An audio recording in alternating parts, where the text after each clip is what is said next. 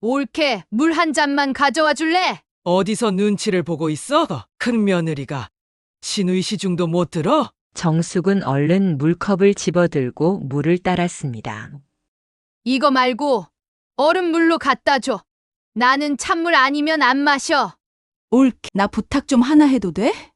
네, 뭐 도와드릴까요? 내가 이번 주말에 친구 결혼식이 있는데 애 좀 봐줄 수 있어? 주말이요? 저희도 일이 있는데. 옳게. 내가 지금 급한 일이 있는데 혹시 돈 좀 빌려줄 수 있어? 얼마 필요하세요? 그냥 300만 원 정도? 월급 들어오면 바로 갚을게. 네, 알겠습니다. 역시 옳게밖에 없어. 안녕하세요. 사열라디오 인생의 지혜입니다. 구독과 좋아요는 영상 제작에 큰 힘이 됩니다. 오늘의 이야기는 65세 박정숙 씨의 사연입니다. 박정숙은 40년 전 남편인 김영철과 결혼하면서 큰 며느리가 되었습니다. 정숙은 결혼 전부터 알고 있었습니다. 남편이 집안에서 특별한 존재라는 것을. 김영철은 일남 3녀 중 막내이자 집안의 유일한 아들이었습니다. 시부모는 딸만 있던 집에 그토록 바라던 아들을 어렵게 얻었기에 그야말로 손에 물 한 방울 안 묻히게 키웠습니다. 그의 세 누나들조차 동생을 챙기는 것이 아니라 오히려 떠받들며 자랐습니다. 우리 철이는 집안의 기둥이 될 사람이야. 막내지만 장남이잖아.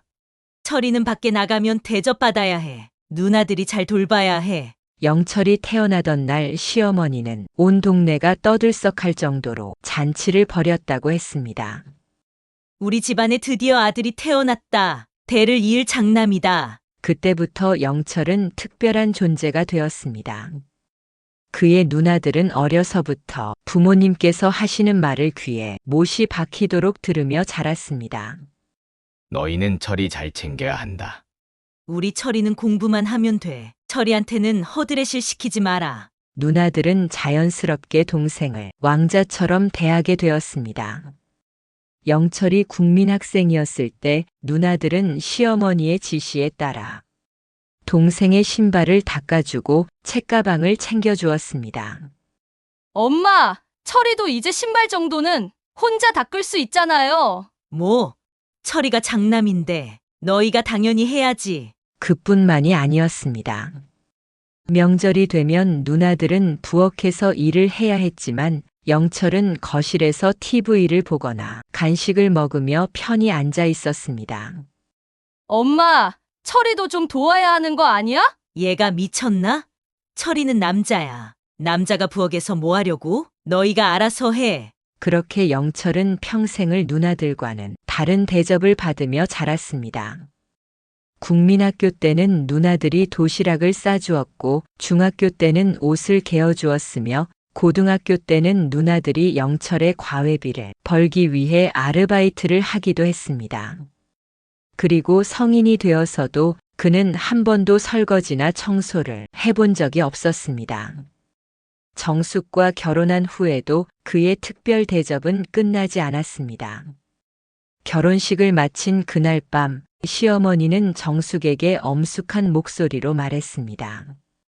며느라, 우리 철이는 귀하게 자란 아이다. 어려서부터 손에 물 한 방울 안 묻히고 컸어. 내가 잘 챙겨야 해. 정숙은 순간 당황했지만 그저 순종적으로 고개를 끄덕였습니다. 그러나 시댁에서 함께 지내면서 정숙은 남편이 집안에서 어떤 존재인지를 점점 더 뼈저리게 깨달았습니다. 결혼 후 첫 명절을 앞둔 어느 날 정숙은 남편에게 물었습니다. 여보, 명절 때 우리 뭐 도와야 할 거 있어? 남편은 당연하다는 듯 웃으며 대답했습니다. 우리 집에서는 명절이면 엄마랑 누나들이 다 준비해 나는 것이라서 그냥 있으면 돼. 그럼 나는? 너도 도와야지. 큰 며느리니까. 정숙은 순간 멍해졌습니다. 그러면 당신은?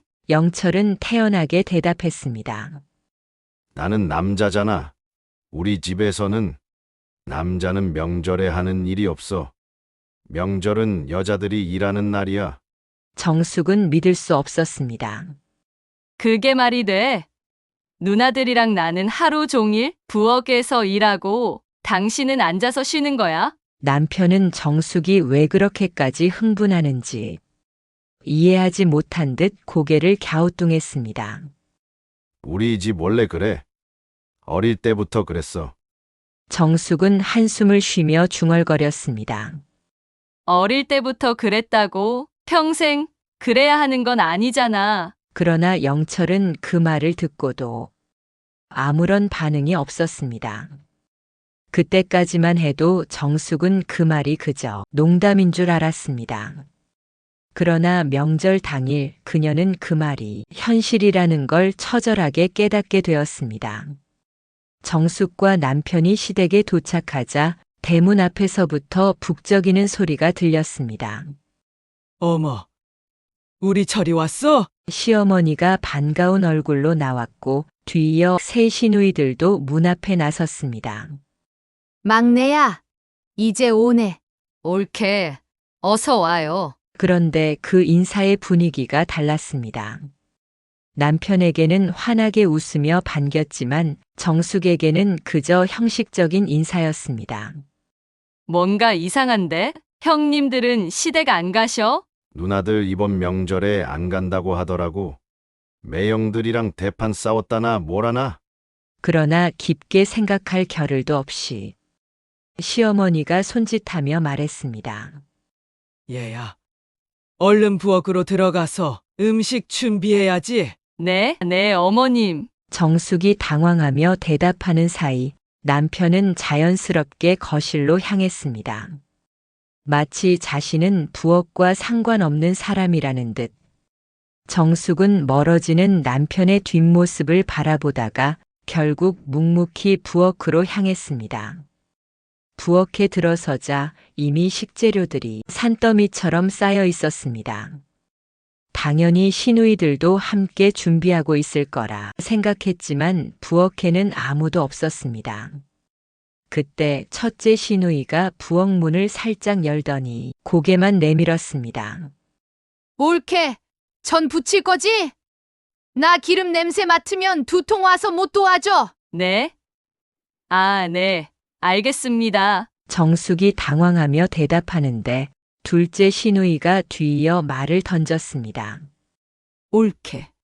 국물간은 잘 봤어? 저번에 엄마가 싱겁다고 뭐라 하셨잖아. 아직 안 봤습니다. 지금 바로 볼게요. 셋째 시누이는 아예 부엌 안으로 들어오지도 않고 멀찍이 서서 말했습니다. 옳게. 나 갈비찜 좋아하는 거 알지? 싸가게 미리 좀 덜어놔줘. 정숙은 기름이 튄 손을 닦으며 한숨을 내쉬었습니다. 나 혼자 다 해야 하는 거야? 하지만 제대로 고민할 시간도 없이 시어머니의 목소리가 들려왔습니다. 애야, 뭐가 그렇게 늦어? 도대체 뭐 하고 있는 거야? 부랴부랴 뛰어나간 정숙은 두 손을 모으며 대답했습니다. 죄송합니다. 어머님, 전을 부치느라. 그러니까 일을 한 가지씩만 하면 안 되지. 큰 며느리가 되려면 눈치껏 움직여야지. 시어머니는 혀를 차며 고개를 절레절레 흔들었습니다. 아이고, 철에서야 명절 음식이 늦지. 우리 철이는 배고프겠다. 정숙은 깜짝 놀라 남편을 바라보았습니다. 그는 거실 소파에 편하게 앉아 있었습니다. 남편은 거실 한가운데 앉아 누나들과 편하게 이야기를 나누고 있었습니다.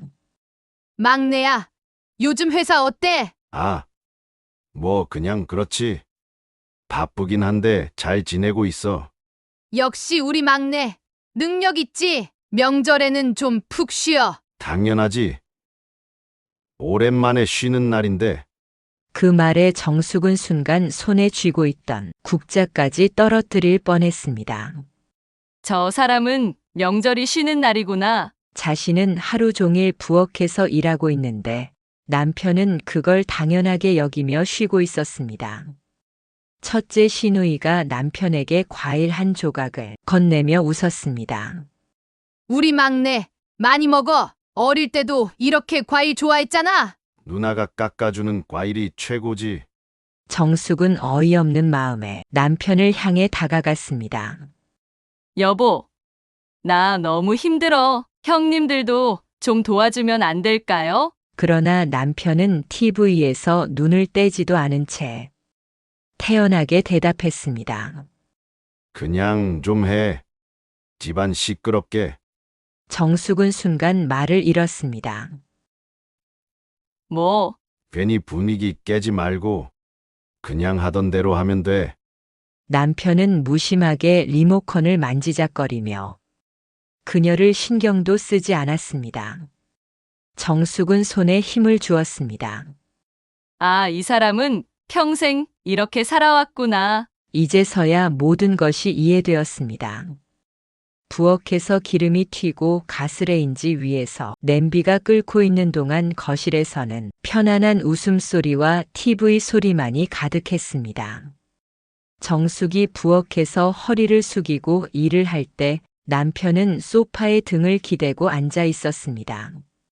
그 차이는 단순히 몇 걸음의 거리였지만 그 사이에는 넘을 수 없는 벽이 있었습니다.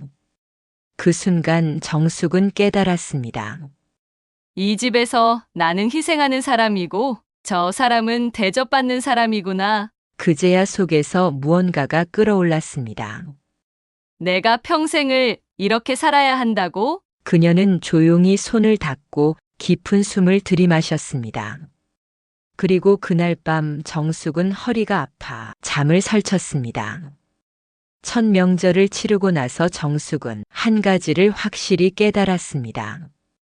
이 집에서는 큰 며느리라는 이유로 모든 집안일을 혼자 감당해야 한다는 것을. 그러나 희생은 명절에만 끝나는 것이 아니었습니다. 평범한 주말에도 가족 행사에서도 시누이들이 시댁에 올 때마다 정숙은 부엌에서 일해야 했습니다. 그녀가 조금이라도 힘들다는 내색을 하면 시어머니와 시누이들은 당연하다는 듯 타박을 주었습니다. 우리 엄마도 다 이렇게 살아오셨는데 옳게도 그렇게 해야지. 큰 며느리는 원래 집안일을 도맡아 하는 거야. 누구는 안 힘든 줄 알아? 그렇게 정숙은 한마디도 반박하지 못한 채 늘 손에 행주를 들고 살았습니다. 그러나 그녀를 더욱 괴롭힌 것은 시누이들의 끝없는 무례함과 악독함이었습니다. 첫째 시누이 김영선. 남편보다 7살 많은 맏누나로 어릴 때부터 집안의 작은 어머니라고 불릴 만큼 시댁에서 영향력이 컸습니다. 영선은 결혼 후에도 자신이 친정에서 가장 높은 위치에 있다는 사실을 늘 강조했습니다. 몇 번의 명절이 지난 어느 날 시댁에서 가족 식사가 있었습니다. 정숙은 시어머니와 함께 바삐 움직이며 밥상을 차리고 있었습니다. 그런데 거실 소파에 앉아 있던 첫째 시누이가 다리를 꼬고 말했습니다. 옳게 물 한 잔만 가져와 줄래? 정숙은 부엌에서 분주하게 움직이다가 순간 멈칫했습니다. 물? 바로 앞에 주전자랑 컵이 있는데 정숙이 조금이라도 머뭇거리자 시어머니가 곧바로 한마디 했습니다. 어디서 눈치를 보고 있어? 큰 며느리가 시누이 시중도 못 들어? 정숙은 얼른 물컵을 집어들고 물을 따랐습니다. 잔을 내밀자 첫째 시누이는 손가락 하나 까딱하지 않은 채 말했습니다. 이거 말고 얼음물로 갖다 줘. 나는 찬물 아니면 안 마셔. 순간 정숙은 입술을 깨물었습니다. 내가 이 집안의 하녀인가? 그러나 반박할 수 없었습니다. 시어머니가 지켜보고 있었기 때문이었습니다. 알겠습니다. 그녀는 다시 냉장고로 가서 얼음물을 가져다 주었습니다. 그러자 첫째 시누이는 마시지도 않고 컵을 테이블에 내려놓았습니다. 아, 나 지금 당장 마시고 싶은 건 아니었는데 그냥 올케가 물 떠다 주나 안 주나 확인해 본다고. 정숙은 그 말을 듣고도 아무 말도 하지 못한 채 부엌으로 돌아가야 했습니다. 둘째 시누이 김미선. 남편보다 5살 많은 둘째 누나로 정숙에게 가장 가깝게 다가와 주는 듯 했지만 사실은 가장 교묘하게 그녀를 이용했습니다. 어느 날 미선이 갑자기 전화를 걸어왔습니다. 옳게. 나 부탁 좀 하나 해도 돼? 정숙은 순간 긴장했습니다. 신우이의 부탁은 늘 부탁이라기보다는 지시였기 때문이었습니다. 네. 뭐 도와드릴까요? 내가 이번 주말에 친구 결혼식이 있는데 애 좀 봐줄 수 있어? 정숙은 순간 당황했습니다. 주말이요? 저희도 일이 있는데. 에이, 그래도 가족인데. 이럴 때 도와줘야지. 옳게 애도 없잖아? 애 키우는 게 얼마나 힘든데. 도와줄 수 있잖아? 그 말에 정숙은 가슴이 철렁 내려앉았습니다. 결혼 후 아이를 갖지 못한 것이 늘 그녀의 약점처럼 느껴졌기 때문이었습니다. 아, 네. 알겠습니다. 그렇게 정숙은 주말 내내 신우이의 아이를 돌보며 지쳤습니다. 그런데 신우이는 저녁이 되도록 돌아오지 않았습니다. 전화를 걸었더니 미선은 태연하게 웃으며 말했습니다. 옳게. 미안. 애랑 하루 종일 놀아주느라 힘들었지? 내가 고맙긴 한데. 나 오늘 피곤해서 그냥 집에서 자고 갈게.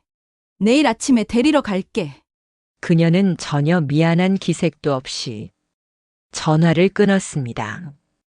그날 밤 정숙은 너무나도 억울해서 눈물이 났습니다. 셋째 시누이 김진선, 남편보다 3살 많은 셋째 누나는 늘 경제적으로 힘들다며 가족들에게 손을 벌렸습니다. 어느 날 시댁에서 가족 모임이 끝난 후 진선이 정숙에게 슬쩍 다가왔습니다. 옳게. 내가 지금 급한 일이 있는데 혹시 돈 좀 빌려줄 수 있어? 정숙은 순간 망설였습니다. 얼마 필요하세요? 그냥 300만 원 정도? 월급 들어오면 바로 갚을게. 정숙은 고민이 되었지만 가족이니 거절할 수 없었습니다. 네. 알겠습니다. 이번 달 월급 받으면 보내드릴게요. 역시 옳게밖에 없어. 그러나 한 달이 지나도 2달이 지나도 돈은 돌아오지 않았습니다. 조심스럽게 돈 이야기를 꺼내자 진선은 오히려 정색하며 말했습니다.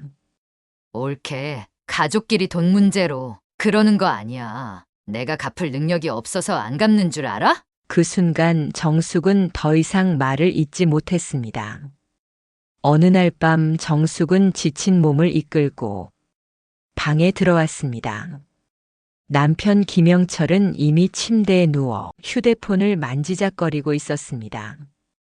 정숙은 한참을 머뭇거리다가 조용히 입을 열었습니다. 여보, 나 좀 힘들어. 남편은 화면에서 눈을 떼지 않은 채 건성으로 대답했습니다. 응? 뭐가? 당신도 알잖아. 시댁에서 나 혼자 일하는 거. 누나들은 앉아서 쉬고 있는데 나만 부엌에서 하루 종일 일하는 거 너무 불공평하지 않아? 남편은 한숨을 쉬며 휴대폰을 내려놓았습니다. 또 그 얘기야?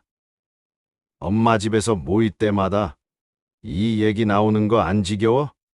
정숙은 남편의 무덤덤한 태도에 순간 가슴이 철렁 내려앉았습니다. 당신은 안 힘들어서 그런 말이 나오겠지. 나 혼자 허리 펴볼 틈도 없이 일했어. 그런데 누나들은 내가 물 떠다 달라 시키고 애 맡기고 돈 빌려달라고 하고 난 정말 가족이 된 게 맞는 거야? 정숙의 목소리가 떨렸습니다. 남편은 난처한 얼굴을 하더니 슬며시 다시 휴대폰을 만지작거리기 시작했습니다. 그거야. 그냥 그런 분위기인 거지. 우리 집은 원래 그렇게 흘러왔어. 엄마도 예전에 그렇게 하셨고. 그러면 나도 평생 그렇게 살아야 해? 정숙은 답답한 마음에 남편을 똑바로 바라보았습니다. 그러나 남편은 정숙과 눈을 마주치지도 않은 채 어색하게 웃으며 말했습니다. 아니, 뭐 꼭 그렇게까지 생각할 필요는 없잖아. 누나들도 다 너한테 아기가 있어서 그러는 건 아닐 거야. 아기가 있든 없든 난 너무 힘든데? 정숙이 목소리를 높이자 남편은 짜증이 섞인 목소리로 대답했습니다. 그러면 내가 한번 따져보든가. 나는 중간에서 어떻게 할 방법이 없어. 당신이 중간에서 내 편을 들어줘야 하는 거 아니야? 남편은 곤란하다는 듯 머리를 극적였습니다. 내가 엄마랑 누나들이랑 싸우라고? 말이 쉽지. 그게 그렇게 간단한 문제가 아니야. 괜히 얘기 꺼냈다가 오히려 너만 더 미움받을 수도 있어. 그러면 나는 어떻게 해야 해? 조금만 참고 지나가면 돼. 원래 명절 때만 그런 거잖아. 정숙은 한숨을 쉬었습니다. 명절 때만? 아니야. 평소에도 내가 혼자 다 해야 해. 시누이들 올 때마다 음식 차리고 설거지하고 청소하고 그런데 당신은 거실에서 앉아서 얘기만 하잖아. 남편은 정숙의 눈빛이 흔들리는 걸 보고도 여전히 별일 아니라는 듯 말했습니다.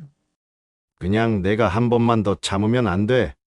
큰 소리 내봤자 바뀌는 거 없어. 괜히 분위기만 어색해질 뿐이야. 정숙은 그 말을 듣고 더 이상 아무 말도 할 수 없었습니다. 그녀는 남편에게 기댈 수 없다는 걸 그제야 확실히 깨달았습니다. 남편은 싸우기 싫어했고 가족들과 마찰을 피하기 위해 정숙을 설득하는 데만 집중하고 있었습니다. 이 집에서 자신을 위해 싸워줄 사람은 아무도 없다는 걸 깨달았습니다. 그녀는 무겁게 자리에서 일어나 욕실로 향했습니다. 거울을 보니 얼굴이 초췌하고 눈가에 깊은 주름이 자리 잡고 있었습니다.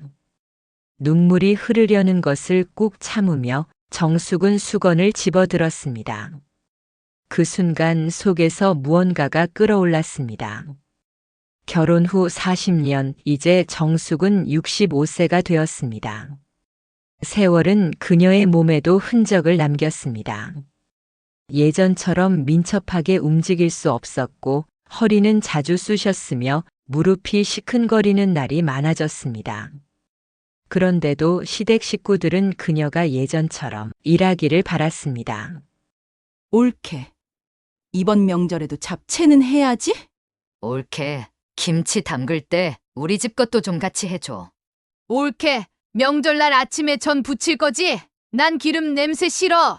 정숙은 예전처럼 네 하고 대답했지만 손에 칼을 쥐는 순간 손가락 마디가 뻣뻣해지는 것을 느꼈습니다. 예전에는 이런 적 없었는데 그러나 아무도 그녀가 힘들어하는 것을 알아주지 않았습니다. 그녀가 늙었다는 사실을, 아니 늙어가고 있다는 사실을 오직 그녀만이 체감하고 있었습니다. 일찍이 이혼한 새 시누이들은 정숙을 더욱 힘들게 했습니다. 첫째 시누이 김영선은 결혼 후 남편에게 철저히 복종할 것을 강요받았습니다. 남편은 아내는 집안일을 하고 남편과 시댁을 최우선으로 섬겨야 한다고 여겼습니다. 명절이면 시댁에서 하루 종일 일해야 했고 손끝이 트고 허리가 끊어질 듯 아파도 누구 하나 고맙다는 말을 하지 않았습니다. 그녀의 불만에 남편은 귀찮다는 듯 참고 넘어가라고만 했습니다. 결국 그녀는 더 이상 참지 않기로 했고 15년의 결혼 생활을 끝냈습니다. 둘째 시누이 김미선은 경제적으로 완전히 남편에게 종속되었습니다. 남편은 생활비를 통제하며 돈을 어디에 쓰는지 하나하나 간섭했습니다. 그녀의 월급은 시댁을 위해 사용되었고 정작 본인은 한 푼도 마음대로 쓸 수 없었습니다. 결국 더 이상 의미 없는 결혼을 지속할 이유가 없다고 판단했고 10년 만에 이혼했습니다. 셋째 시누이 김진선은 남편의 외도로 4년 만에 이혼했습니다. 이혼한 이후로 몇십 년째 명절이 되면 새 시누이는 시댁이 아닌 친정으로 왔습니다. 시댁에서 당했던 서러움을 이유로 친정에서 편하게 명절을 보내는 것이 당연하다고 생각했습니다.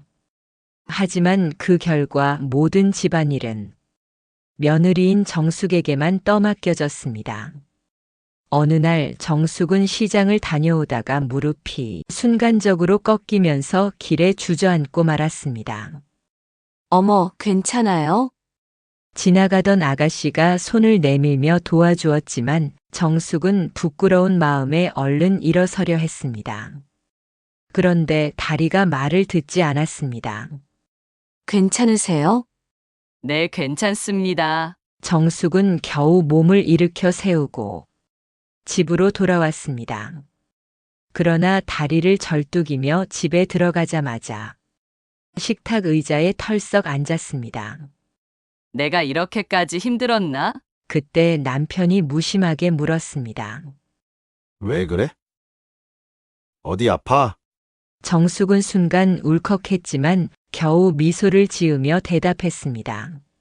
조금 다리 아파서 그래. 그럼 좀 쉬어. 명절도 다가오는데 그때까지 회복해야지.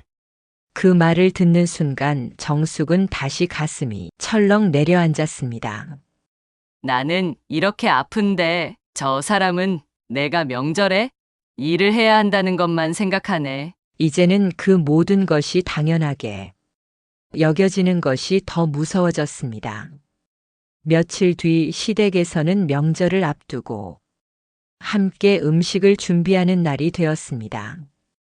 여느 때와 다름없이 정숙이 모든 음식을 담당하고 있었고 시누이들은 거실에서 웃으며 TV를 보고 있었습니다. 옳게. 저녁 준비 다 됐어? 옳게, 불 좀 줄여. 저번에도 고기 태웠잖아. 옳게. 나 배고파. 먼저 한 접시 먹어도 돼? 정숙은 부엌에서 끓고 있는 냄비를 바라보며 갑자기 눈앞이 핑 도는 느낌을 받았습니다. 순간적으로 어지러움이 몰려오면서 몸이 휘청거렸습니다. 어머, 어머. 옳게 왜 그래? 시누이 하나가 다급하게 뛰어와 부축했지만 그녀의 목소리에는 놀람보다는 불편함이 묻어 있었습니다. 옳게. 너무 무리한 거 아니야? 아직 해야 할 일 많은데. 그 순간 정숙은 모든 것이 무너지는 느낌이었습니다. 내가 지금 쓰러질 뻔했는데 아직 해야 할 일만 생각한다고? 남편이 거실에서 들려오는 소리에 고개를 들었지만 그저 멀찍이 앉아서 물었습니다. 괜찮아? 괜찮을 리가 없잖아. 우리 옳게 쓰러질 뻔했다고. 그럼 좀 쉬어. 그러고는 다시 TV로 시선을 돌렸습니다. 그 장면을 보는 순간 정숙은 더 이상 참을 수 없다는 걸 확신했습니다. 며칠 후 정숙은 오랜만에 친구와 만나게 되었습니다. 오랜 친구인 혜숙은 정숙을 보자마자 깜짝 놀랐습니다. 정수가, 너 얼굴이 왜 이렇게 초췌해졌어? 그냥 좀 피곤해서 그래. 너 그렇게 살면 안 돼. 나이 들어서도 자기 인생을 즐길 줄 알아야 해. 정숙은 어색하게 웃으며 커피를 한 모금 마셨습니다. 그러나 혜숙은 단호하게 말했습니다. 나는 요즘 여행도 다니고 요가도 배우고 내 삶을 살아. 그런데 넌 아직도 시댁에서 며느리 노릇하느라 바빠? 그 순간 정숙은 눈물이 나올 뻔했습니다. 나는 이제 너무 늦은 거 아닐까? 혜숙은 단호하게 고개를 저었습니다. 아니, 늦지 않았어. 내가 결심하면 지금부터라도 바뀔 수 있어. 그 말이 정숙의 가슴 깊이 박혔습니다. 그날 밤 정숙은 침대에 누워 오랫동안 생각했습니다. 그리고 결심했습니다. 이제는 나를 위해 살아봐야겠다. 명절을 하루 앞둔 저녁 정숙은 부엌에서 바쁘게 손을 놀리고 있었습니다. 거실에서는 시누이들이 모여 앉아 TV를 보며 웃고 있었고 남편은 소파에서 휴대폰을 만지작거리고 있었습니다. 시어머니는 식탁에 앉아 손가락질하며 정숙에게 지시를 내리고 있었습니다. 얘야, 저는 다 부쳤어? 고기 양념도 해야지. 어휴, 너는 왜 이렇게 손이 느려? 정숙은 이미 몇 시간째 일하고 있었지만 아무도 도와주는 사람이 없었습니다. 첫째 시누이가 소파에서 팔짱을 끼고 말했습니다. 옳게 잡채도 꼭 해야 해. 나는 당면이 꼬들한 거 못 먹거든. 신경 써서 해. 둘째 시누이도 맞장구 쳤습니다. 맞아, 고기도 많이 넣어서 해. 셋째 시누이는 졸린 얼굴로 하품을 하며 말했다. 옳게. 나 피곤해서 먼저 잘게. 내일 아침에 깨워줘. 정숙은 순간 손에 쥐고 있던 국자를 힘껏 쥐었습니다.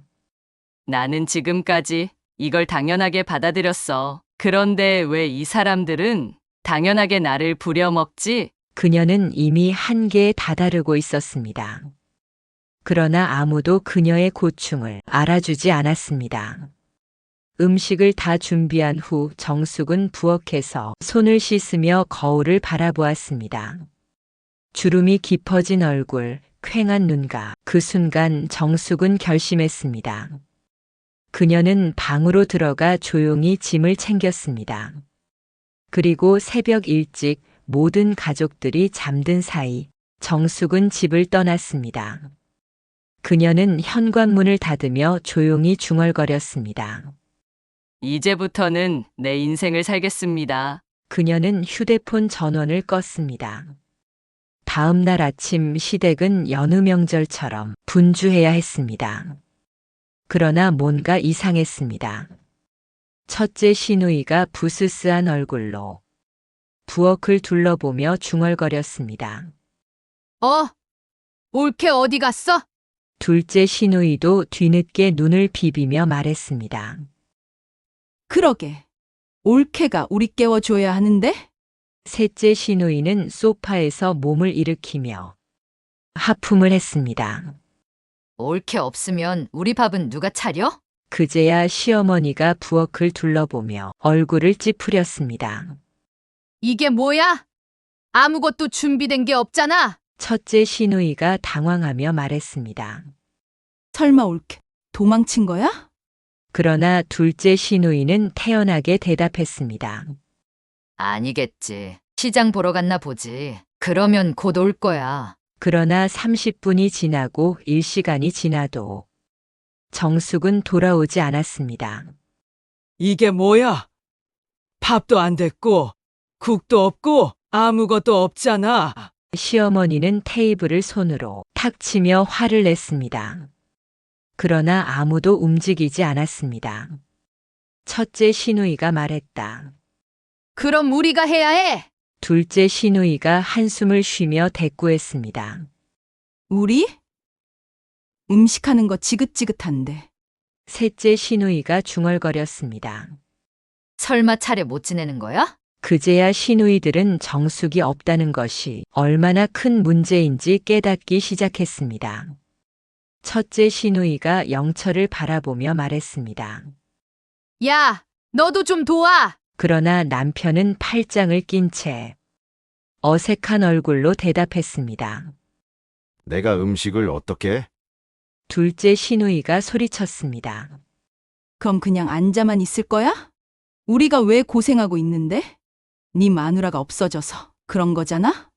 그러나 영철은 여전히 아무것도 하지 않았습니다. 그 순간 시어머니가 머리를 부여잡으며 소리쳤습니다. 아이고, 집안 꼴이 이게 뭐냐? 나이가 몇인데 싸우고 난리야? 그제야 시누이들은 정숙이 얼마나 많은 일을 해왔는지 실감이 났습니다. 정숙은 명절 아침 조용히 집을 떠나 찜질방으로 향했습니다. 시댁에서는 자신이 사라진 줄도 모른 채 정신없이 차례 준비를 하고 있을 것이었습니다. 하지만 이제 더 이상 그런 일은 중요하지 않았습니다.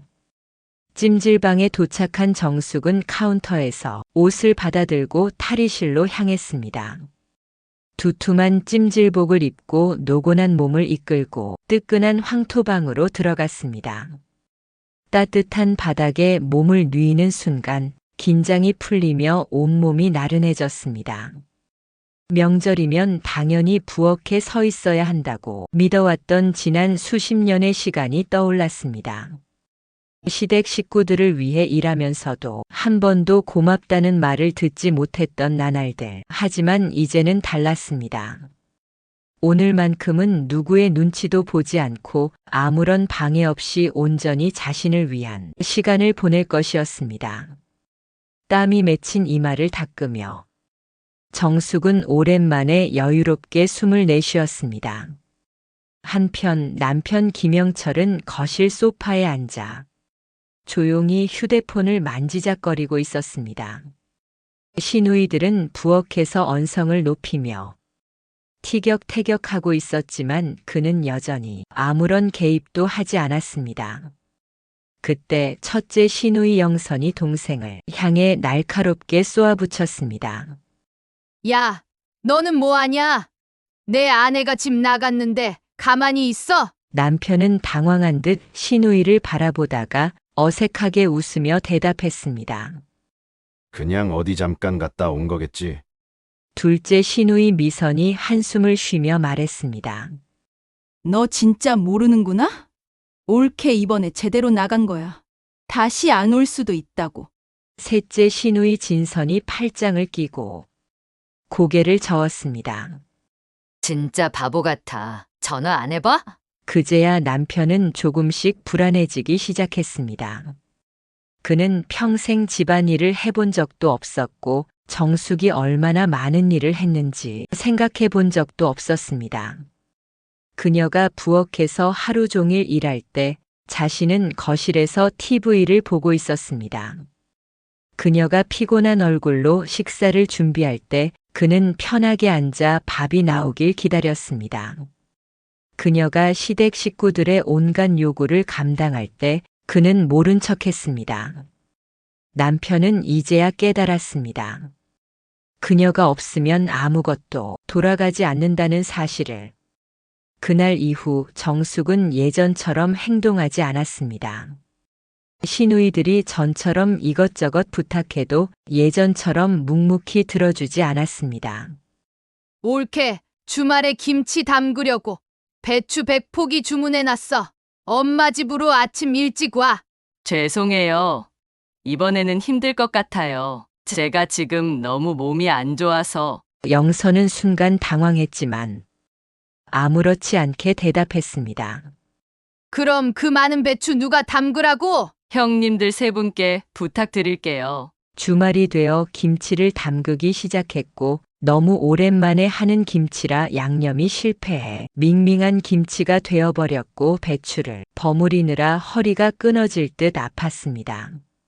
옳게. 나 친구들이랑 여행 가는데 우리 금붕어 밥 좀 줄 수 있어? 예전 같았으면 내라고 대답하며 몸을 일으켰겠지만 이제 정숙은 단호했습니다.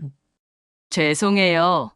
이번에는 힘들 것 같아요. 그녀는 더 이상 시누이들의 요구를 들어주지 않았습니다. 정숙이 더 이상 시누이들의 요구를 들어주지 않자 처음에는 어색해하던 시누이들이 점차 불만을 터뜨리기 시작합니다. 김장을 실패한 후 영선은 짜증이 쌓여 결국 정숙을 찾아갔습니다. 옳게 김치는 그렇다 쳐도 우리 엄마 밑반찬 정도는 해줄 수 있잖아. 엄마 나이가 90인데 너 없어서 힘들어하셔. 정숙은 단호하게 대답합니다. 형님께서 같이 사시나 잘 돌봐주세요. 저도 이제 제 시간 좀 가지려고요. 영선은 언성을 높였습니다. 아니, 어떻게 그렇게 말할 수 있어? 너 우리 집에 시집 온 지 40년을 이잖아. 갑자기 그러면 어머니는 어쩌라고? 그러나 정숙은 흔들리지 않습니다. 형님, 저도 이제 65살이에요. 저도 늙었어요. 이제는 저 자신을 돌보면서 살고 싶어요. 영선은 할 말을 잃고 뒤돌아갔습니다. 시어머니는 점점 변해가는 정숙의 태도를 이해하지 못하고 불편해했습니다. 하루는 정숙이 집에서 여유롭게 차를 마시고 있는데 시어머니가 다급한 전화가 왔습니다. 얘야, 지금 어디야? 집에 먹을 게 없다. 정숙은 차분하게 대답했습니다. 어머님, 이제부터는 각자 집에서 해결하시는 게 좋을 것 같아요. 뭐? 내가 지금 무슨 말을 하는 거야? 저도 이제 좀 쉬려고요, 어머님. 시어머니는 믿기지 않는다는 듯 목소리를 높여 말했습니다. 며느리가 며느리답지 못하게 대체 왜 이러는 거야? 그러나 정숙은 더 이상 참지 않습니다. 어머님, 저도 제 삶을 살고 싶어요. 시집 와서 40년이면 할 만큼 했어요. 시어머니는 더 이상 아무 말도 못했습니다. 남편 영철은 정숙이 정말로 달라졌다는 사실을 깨달았습니다. 하루는 퇴근 후 집에 들어왔지만 부엌이 조용했습니다. 예전 같으면 정숙이 저녁상을 차려놓고 기다리고 있었겠지만 오늘은 조용한 거실에 혼자 앉아 있었습니다. 결국 남편이 물었습니다. 오늘 저녁 뭐야? 정숙은 책을 읽으며 말했습니다. 나는 간단히 먹었어요. 당신도 챙겨 드세요. 남편은 당황했습니다. 내 밥은? 당신이 알아서 차려 드세요. 남편은 어색하게 냉장고를 열어보았지만 직접 차려 먹는 것은 불편하기만 했습니다. 결국 어설프게 라면을 끓이며 한숨을 쉬었습니다. 얼마 후 남편은 변했습니다. 처음에는 정숙이 집안일을 예전처럼 하지 않자 어색해하지 않고 몇 번인가 부엌에서 도와주려 했지만 정숙은 싱긋 웃으며 말하곤 했습니다. 괜찮아요. 이제는 제가 하고 싶은 것 하면서 살게요. 남편은 정숙의 달라진 태도에 처음엔 당황했지만 차츰 그녀의 변화가 단순한 감정적인 반응이 아니라는 걸 깨달았습니다. 정숙이 없자 시누이들은 처음에는 단합하는 듯 했지만 시간이 지나면서 서로 갈등하기 시작했습니다. 김장 사건 이후 둘째 시누이 미선이 투덜거렸습니다. 언니, 김치 양념 제대로 못 맞춘 거 아니야? 내가 김치 먹어봤는데 맛이 없었어. 첫째 시누이 영선이 발끈했습니다. 뭐? 내가 한 나물은 싱겁기만 하던데 그건 잘한 줄 알아? 셋째 시누이 진선이 한숨을 쉬며 끼어들었습니다. 둘 다 조용히 좀 해. 옳게 있을 때 잘하지 그랬어. 그 순간 세 사람은 정적에 빠졌습니다. 올케가 없어진 이후 자신들이 직접 해야 할 일이 많아졌고 서로 책임을 미루기 시작하며 불만이 쌓였습니다. 이제야 정숙의 존재가 얼마나 컸는지 깨달았지만 이미 늦었습니다. 정숙은 이제 진정으로 자신을 위한 삶을 살기 시작했습니다. 어느 날 친구 혜숙이 연락을 했습니다. 정수가, 우리 이번에 일본 온천 여행 갈 건데 너도 같이 갈래? 예전 같았으면 시댁에 일이 있어서 라며 거절했겠지만 이번에는 웃으며 대답했습니다. 그래. 이번에 나도 좀 가보자. 정숙은 친구들과의 첫 해외여행을 계획했습니다. 여권을 새로 만들고 가방을 꾸리면서 설레는 기분을 느꼈습니다. 공항에서 비행기를 기다리며 창밖을 바라보았습니다. 이제 좀 사람 사는 것 같다. 그녀는 조용히 미소를 지었습니다. 이제 더 이상 누군가의 아내로서, 누군가의 며느리로서만 존재하지 않습니다. 그녀는 그저 정숙입니다. 어느 날 그녀는 거울을 봅니다. 예전의 그녀보다 얼굴이 밝아 보이고 표정이 한결 부드러워져 있습니다. 평생을 참고만 살았던 그녀가 드디어 깨닫습니다. 나는 내 인생의 주인입니다. 이제는 나를 위해 살 때입니다. 정숙의 이야기는 이제 시작입니다. 새로운 삶을 찾은 그녀는 앞으로 어떤 변화를 맞이할까요? 그리고 남편과 시누이들은 그녀의 결정을 어떻게 받아들이게 될까요?